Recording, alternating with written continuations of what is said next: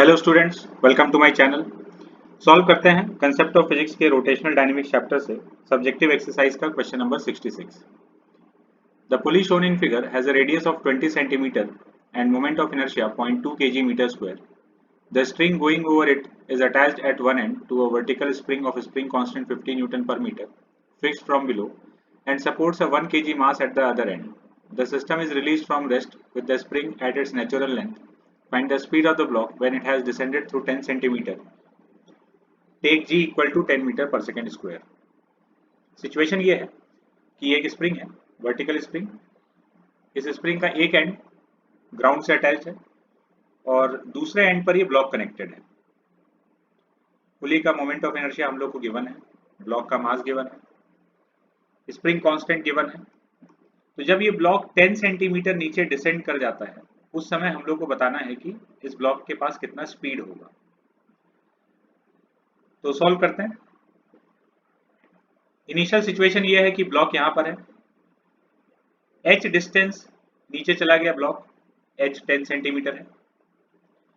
h distance नीचे जाने के बाद ब्लॉक के पास स्पीड है v। तो ब्लॉक के पास स्पीड v है तो पुली भी रोटेट कर रही है और पुली के पास एंगुलर वेलोसिटी है ओमेगा। ब्लॉक पर mg डाउनवर्ड। अब हम लोग v कैलकुलेट करने के लिए वर्क एनर्जी थ्योरम अप्लाई कर रहे हैं। Work done by all the forces equal to change in kinetic energy. तो इस सिस्टम पर कौन कौन वर्क कर रहा है? एक तो ग्रेविटी वर्क कर रही है और दूसरा spring. So work done by gravity plus work done by spring equal to change in kinetic energy. Gravity का वर्क, इस पर ब्लॉक पर mg डाउनवर्ड और इसका डिस्प्लेसमेंट हुआ h, तो mg इंटू h, ये हो गया ग्रेविटी का वर्क। स्प्रिंग का वर्क हम लोग लिख रहे हैं इस वाले फॉर्मूला से, work done by spring is minus delta U. किसी भी कंजर्वेटिव फोर्स का वर्क हम लोग negative of change in potential energy करके लिख सकते हैं। तो minus half k h square minus 0। Initially spring natural length में है, जब ब्लॉक h डिसेंड कर जाएगा तो स्प्रिंग में एक्सटेंशन h आ जाएगा।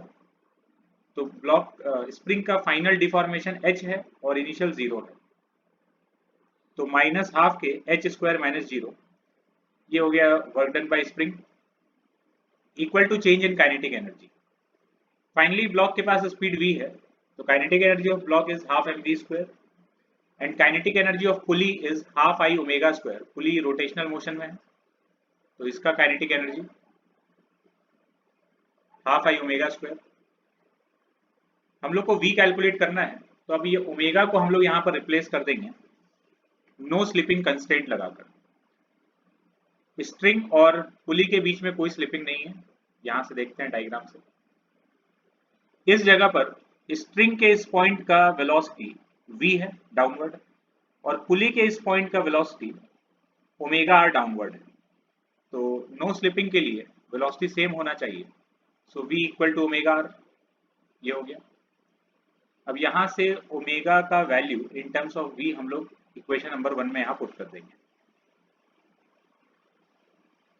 तो ओमेगा का वैल्यू यहाँ सब्स्टिट्यूट करेंगे, फिर सिर्फ v अननोन है, इसको सॉल्व कर लेंगे, आंसर आ जाएगा।